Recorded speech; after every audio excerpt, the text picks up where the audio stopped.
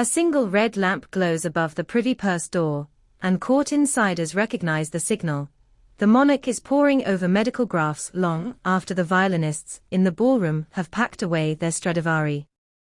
At the stroke of 2:17, a courier in plain tweed exits, clutching a slim titanium case stamped Menai Bridge Top Protocol.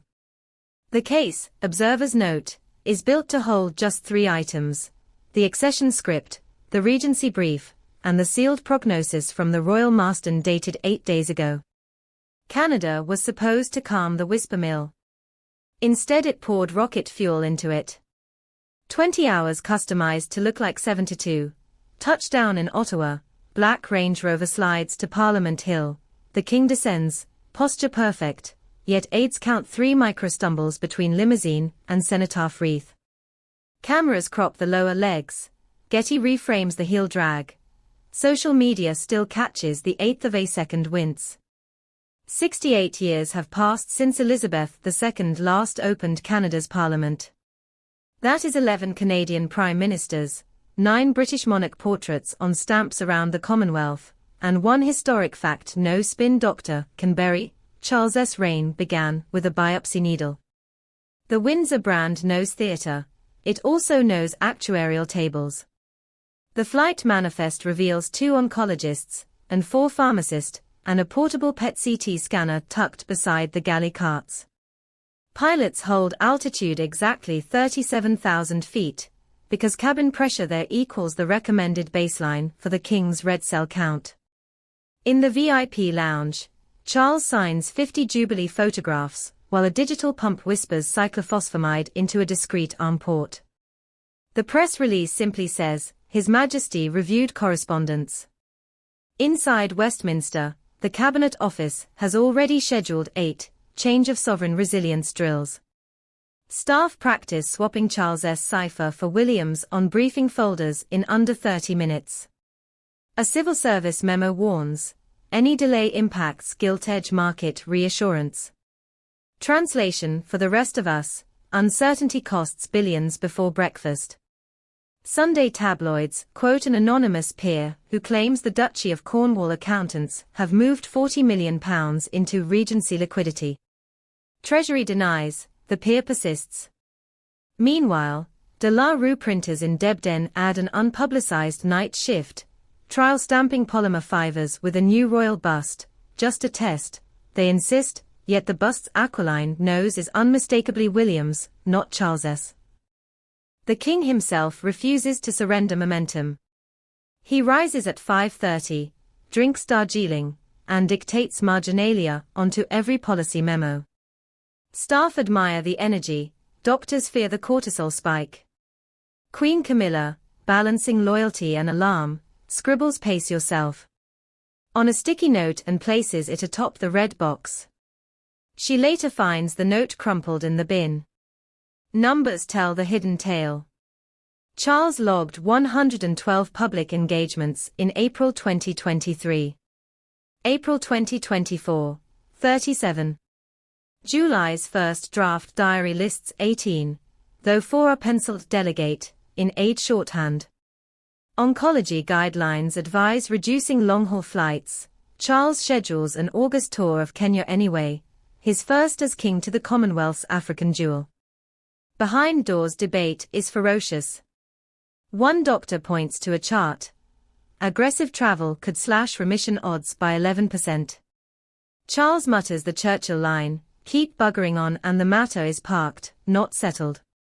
Across the Atlantic, White House aides whisper that President Biden's staff have discreetly offered the Presidential Medical Unit for any emergency during the King's planned Washington summit in November. Downing Street thanks them, then declines. History remembers Edward VII's appendix fiasco in Paris, and no one wants a transatlantic repeat. At Sandringham, William rehearses the accession oath with the Dean of Westminster. He has done this twice before as training, but witnesses say the tone has changed, less academic, more imminent. Catherine sits nearby, taking notes even while fighting her own recovery fatigue. She has become the monarchy's quiet center of gravity. Polls in YouGov show her trust rating at 79%, 20 points above any other Windsor. That popularity may soon become constitutional currency if Britain faces a grieving yet restless winter.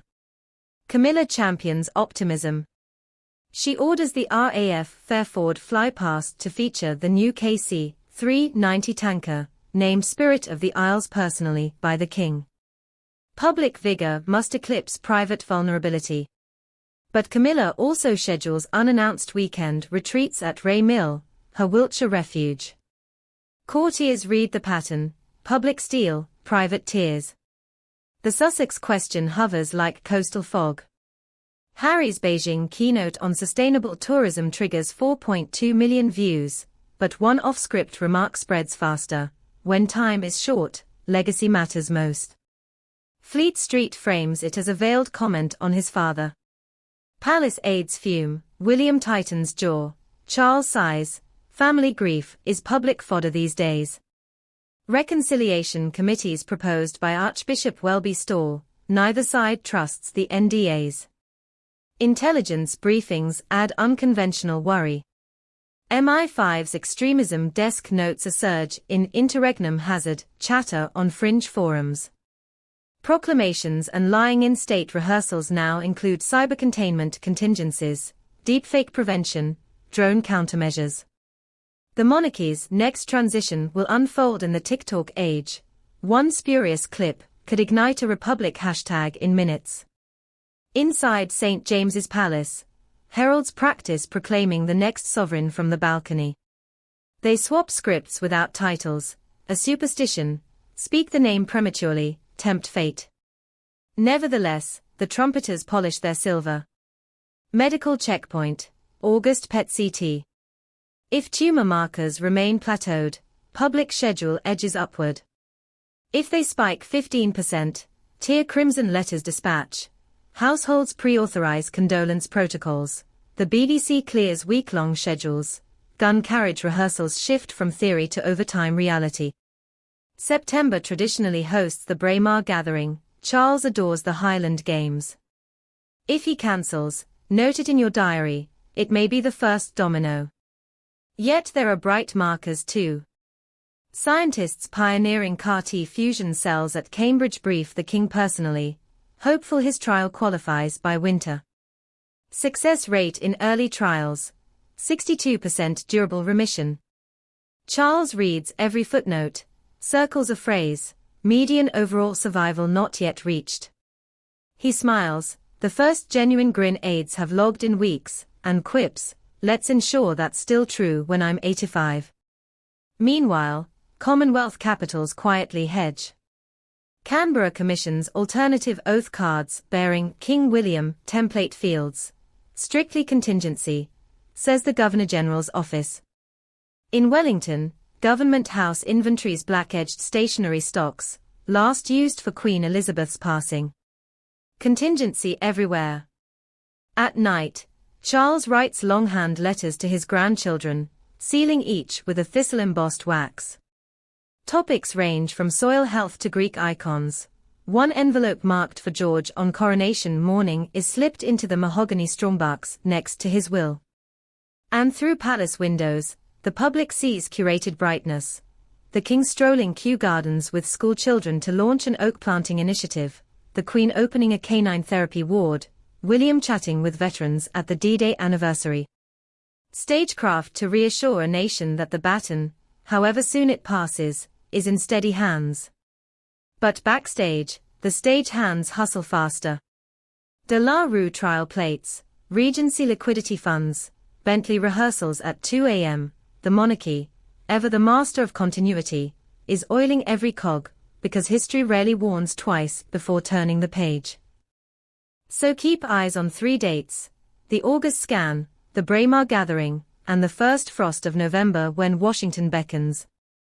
If any two collapse, the third will trigger the tide.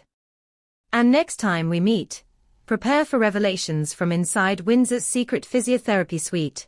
Why a Scottish herald smuggled a new trumpeter banner into a locked vault, and which Caribbean realm has drafted a post-Charles referendum question.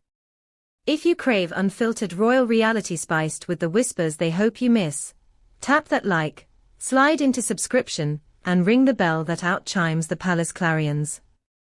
Tomorrow's crown is already casting its shadow. Watch with us until the stroke that turns the shadow solid.